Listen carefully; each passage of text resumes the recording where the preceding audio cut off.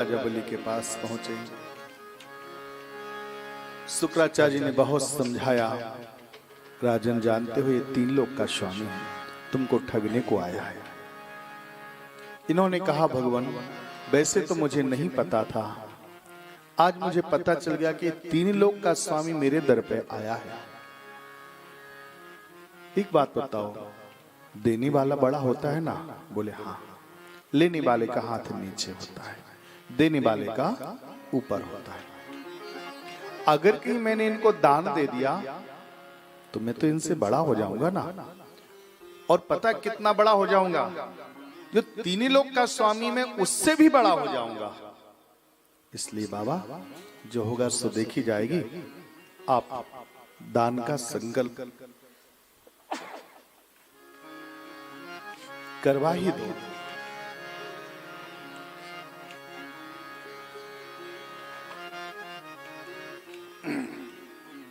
इन्होंने संकल्प के लिए इनसे बोला।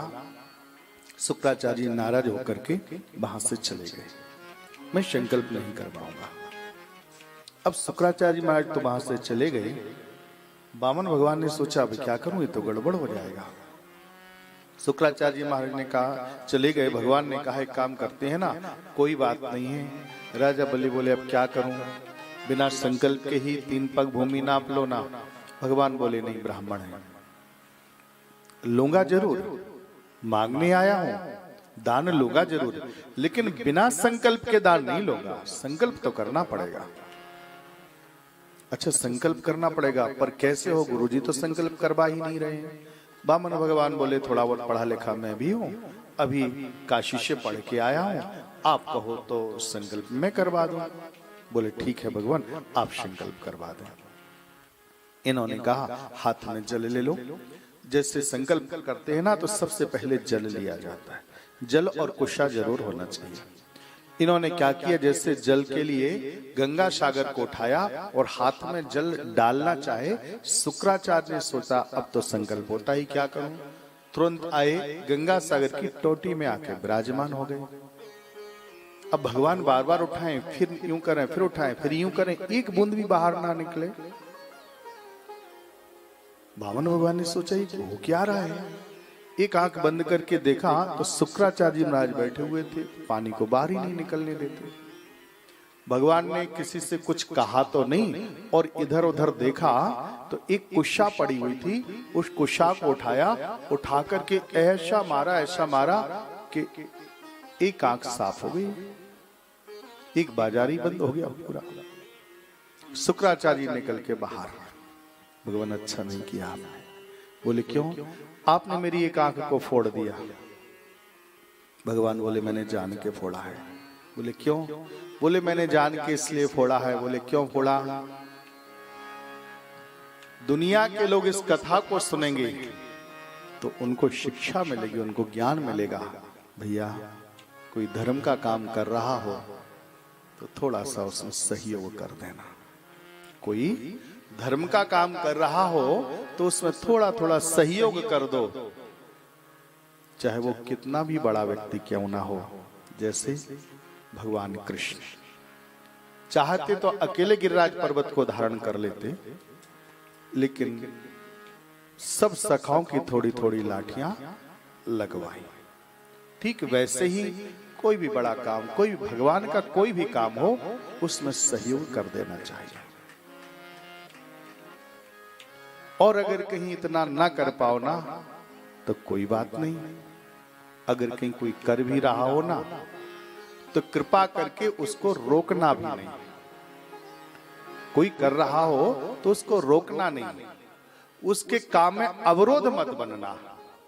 और जो व्यक्ति धर्म के काम में रोड़ा अटकाता है ना, फिर भगवान कहते फिर मैं उसे नहीं छोड़ता हूं। जो मेरे काम में रोड़ा अटकाता है फिर मैं उसे नहीं छोड़ता हूं। जैसे शुक्राचार्य जी महाराज को भी नहीं छोड़ा भगवान ने, भगवान कहते हैं वैसे ही जो मेरे काम में रोड़ा अटकाता है मैं उसको भी अंग भंग कर दिया करता हूं। इस कथा को लोग सुनेंगे, उनको शिक्षा मिलेगी, इसलिए मैंने तुम्हारी आंख को फोड़ा है। राजा बलि ने कहा भगवान संकल्प करवाओ ना। भगवान ने तुरंत संकल्प करवाया।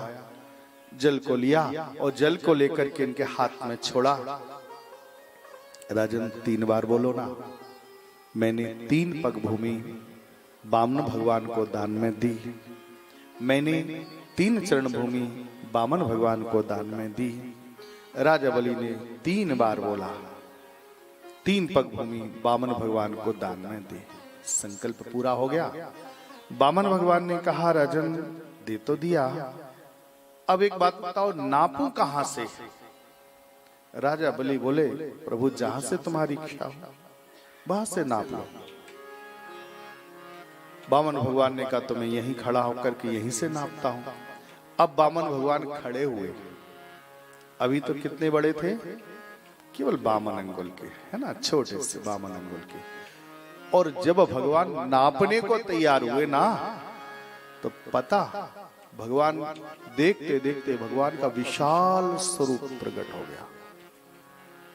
भगवान का बड़ा विशाल स्वरूप। राजा बलि देखते ही रह गया, अभी छोटे से थे, अब भगवान का विशाल स्वरूप हो गया। वामन भगवान ने कहा मैं नापता हूं, और भगवान ने अपने चरण को उठाया, और चरण को उठाया। किसी ने पूछा कितना बड़ा स्वरूप हुआ भगवान का, तो कहते हैं भगवान ने जब चरण को उठाया ना, तो नापत खन विराट बन गई, और 1 पग है नाप भूमि सब लयू, दूसर पग बिरंच के धामा, लोचन कमल गाते अभिरामा, सोई जल भरो कमंडल माही, पग के नखसों गंगा प्रगटाई। एक ही चरण में संपूर्ण पृथ्वी को नाप लिया।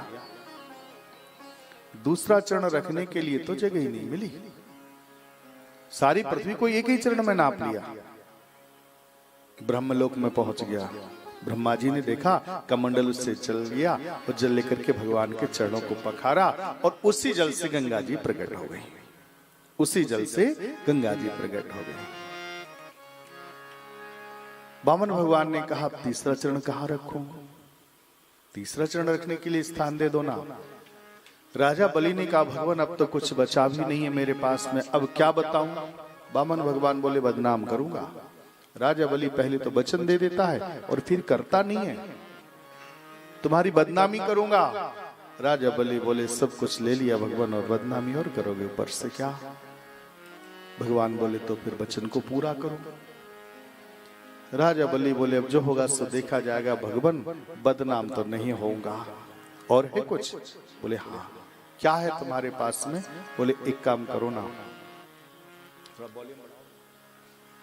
और कुछ है तुम्हारे पास में? बोले हाँ है। बोले क्या है? भगवान एक बात बताओ। बोले क्या? आपने एक चरण में मेरी संपूर्ण पृथ्वी को नाप लिया। भगवान जब एक चरण में संपूर्ण पृथ्वी को नाप लिया तो भूमि बड़ी होती है या भूमि का स्वामी बड़ा होता है? बोले भूमि से बड़ा भूमि का स्वामी होता है। दूसरे चरण में आप हमको नाप लो ना। वामन भगवान बोले नहीं नहीं नहीं, मैंने तुम्हारा शरीर थोड़ी ना मांगा, मुझे केवल भूमि चाहिए। बोले भगवान भूमि तो नहीं है। बोले तो फिर मैं बदनाम करूंगा। राजा बलि ने दिमाग घुमाया। राजा बलि बोले भगवान अब जो होगा सो देखा जाएगा, पर बदनाम तो नहीं होऊंगा। क्या करोगे राजन? बोले एक काम करो प्रभु, हमने एक बात सुनी है। बोले क्या? ये जो शरीर है ना, इस शरीर 5 तत्वों से मिलकर बनता है। क्षिति जल पावक गगन समीरा, पंच रचित यह अधम शरीरा। क्षिति जल गागा पावक गगन समीरा, इस शरीर बनता है 5 तत्वों से। पृथ्वी तत्व इसमें समाया हुआ है। तुम एक काम करो, इस शरीर के अंदर जो पृथ्वी तत्व है ना, वो पृथ्वी तत्व आप नाप लो। इन्होंने कहा तब तो ठीक है। भगवान ने क्या किया? भगवान तुरंत आए, अपने चरण को लिया और लेकर के राजा बलि के मस्तक पर रख दिया। धन है वो राजा बलि जिसके ऊपर भगवान का हाथ हो जाए। कहते ना, लगता है किसी का हाथ है तेरे ऊपर, कोई बड़े आदमी का हाथ है तेरे ऊपर, और जिसके ऊपर भगवान का ही हाथ हो जाए उसके भाग्य की सराहना कौन करे। लेकिन हाथ नहीं, भगवान तो सर्वस्व ने उछावर कर दिया, अपने चरण को ही इसके ऊपर रख दिया। राजा बलि आज कृतकृत्य हो गया। भगवान ने कहा, राजन जानते हो? बोले क्या? मैं तुम्हारी दान वीरता से आज बहुत खुश हुआ, बहुत प्रसन्न हूं। अब आप मुझसे कुछ मांग लो, अब तुम मुझसे कुछ मांग लो। राजा बलि ने कहा, भगवान अब तो मेरी कोई मांगने की इच्छा नहीं है। जाय न चाहिए कबहु कछु, तुम सम सहज सने, श्याम बसहु तिनकी हिये, यह मोहि मांगे देवो। भगवान आपकी भक्ति हमारे हृदय में प्रविष्ट हो जाए और कुछ नहीं चाहिए, यही मांगने में दे दो।